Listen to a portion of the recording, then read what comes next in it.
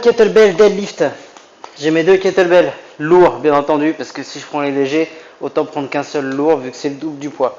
Donc j'ai mes deux kettlebells lourds et je les ai placés proches et légèrement en oblique, façon de parler, pour avoir une prise légèrement de biais avec mes mains, pas avoir une prise marteau, pas avoir une prise non plus en pronation avec les paumes de main vers moi, une prise intermédiaire entre les deux, ce qui va me permettre d'avoir plus de mobilité au niveau des épaules. Je vais être gêné en prise marteau au niveau des épaules, et si on prend une prise en pronation, on va pas être gêné au niveau des épaules, mais on va être gêné parce que ça prend plus de place au sol, ça va nous obliger à écarter beaucoup plus que ça.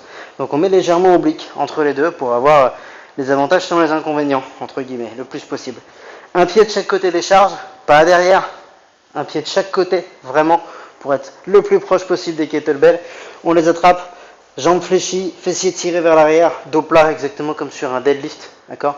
Pas de dos à l'horizontale, là j'ai les fessiers trop hauts. Pas de squat non plus, entre les deux.